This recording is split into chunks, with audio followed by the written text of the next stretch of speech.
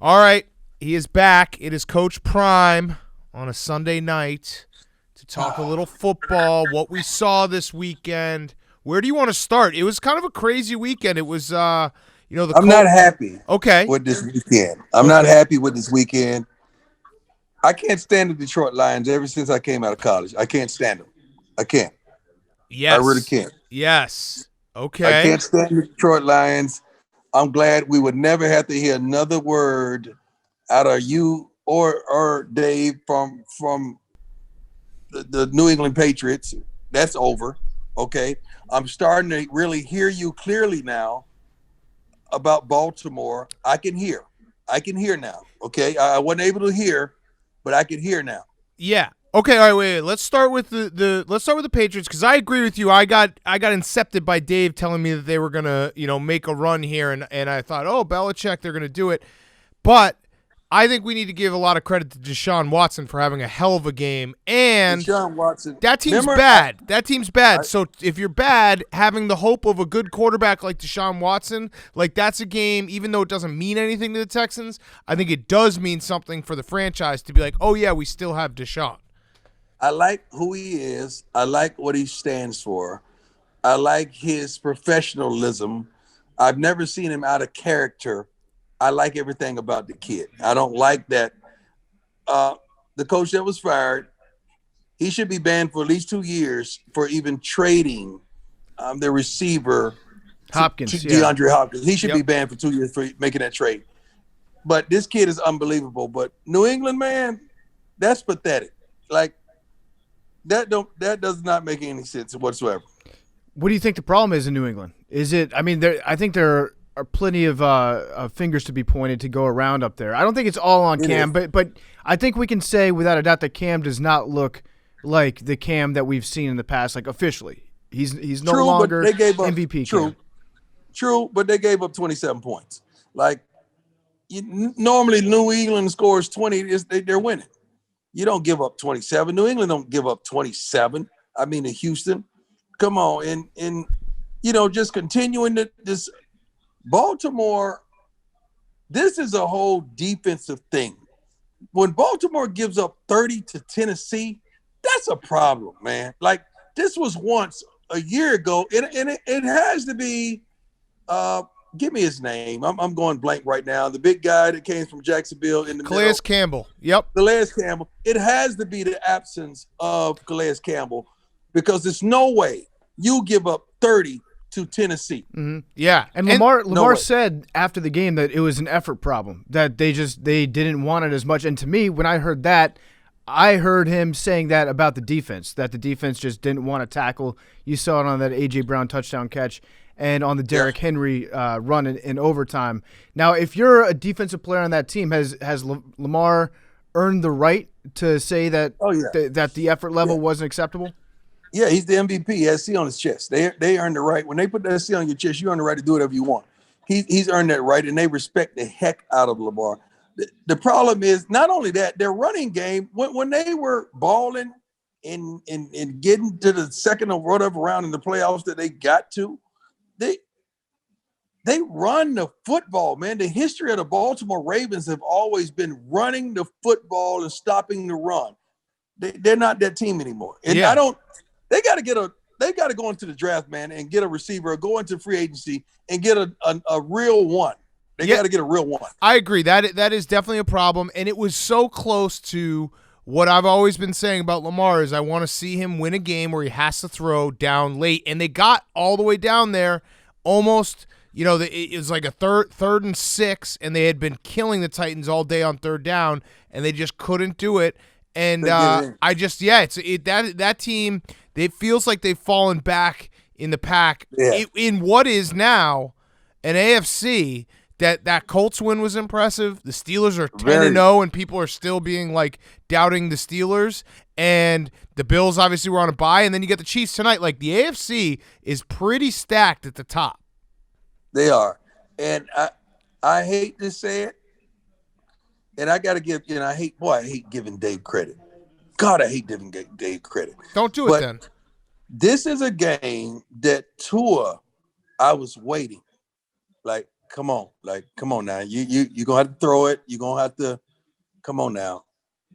And the Dolphins they just couldn't get over that hump. But you said, and I'm going to give you credit, you said you like the darn Broncos. Mm-hmm. Well, you did. It was. I feel like we were waiting for that Tua game where everything wasn't perfect for him. And Brian Flores said afterwards, because there was a question of whether he was injured or not, he said, no, I benched him. And Fitzpatrick almost did it. Let's so they just showed this highlight on the TV. What the hell does Philadelphia do with Carson Wentz? What I've been telling you all year from day one, honestly. And this is not a I told you so situation. This is a athlete knowing another athlete, and an athlete like myself talking to other athletes that I know that's there. This is not the guy. Interesting. This is not the guy. So would you go to Hurts already? Just cut your losses and say, let's see what the new guy's got?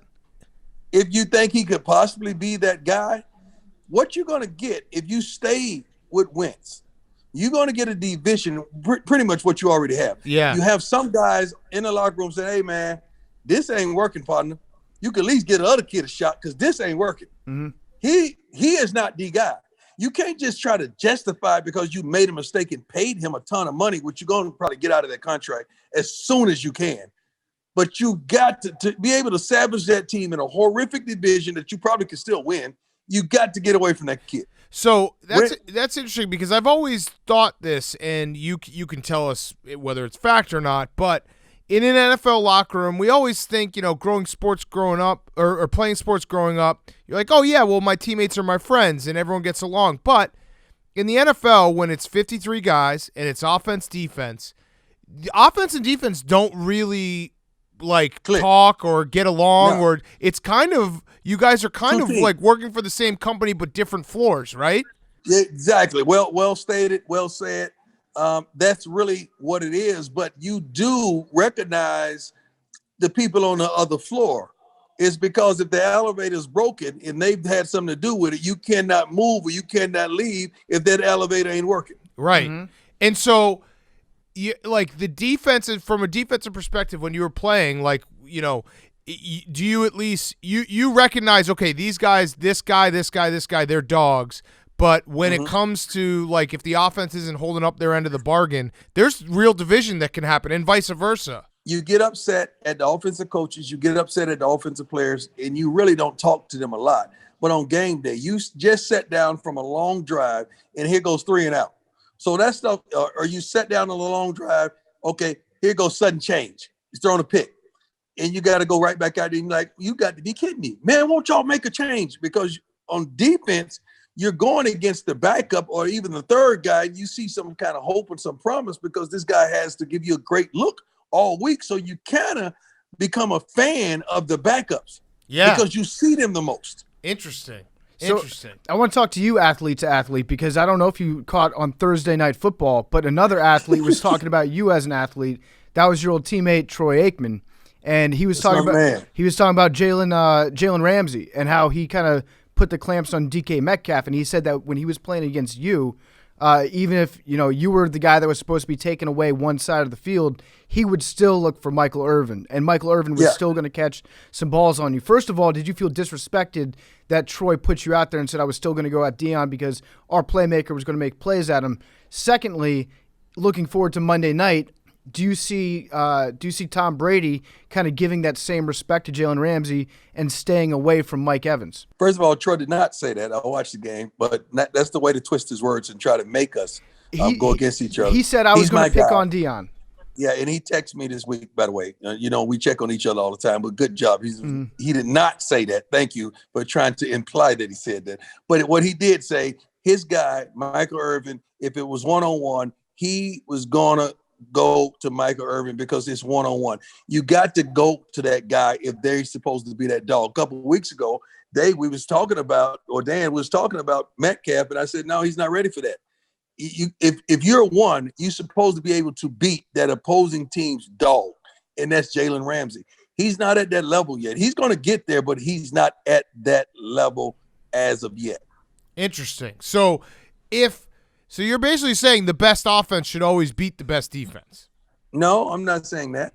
That's what I saying heard. that. I heard One that. of the reasons Exactly I love what the I heard. Rams. One of the reasons I love the Rams so much is that they got a grown man up front that's going to take two people to block him, and Aaron Donald, and then they got a guy on the back end that can go one-on-one with your best receiver and take him out of the game.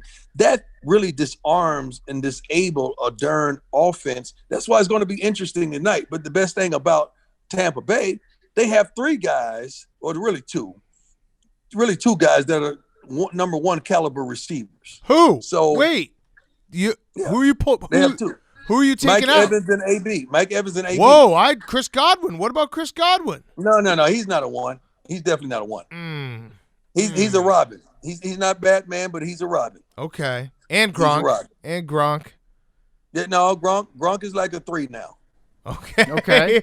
Well, so what about Thanksgiving this week? Because you used to play on Thanksgiving all the time. I've always wondered, Loved it. more than anything, you loved it, but what's the meal situation like on Thanksgiving when it comes to You sitting wait- down with the family and all that? First of all, you hope you win because it's going to be rough if you lose and the family's there and everybody wants to celebrate and you're not in the mood for it. So you want to win. That's one thing. And we always played at home because we're during Cowboys. So that was good having everybody at home, but you really want to win so the Thanksgiving food is a little better. Mm-hmm. Did you ever lose on Thanksgiving? I don't believe we did. I don't recall losing on Thanksgiving. We might have, but I don't recall it.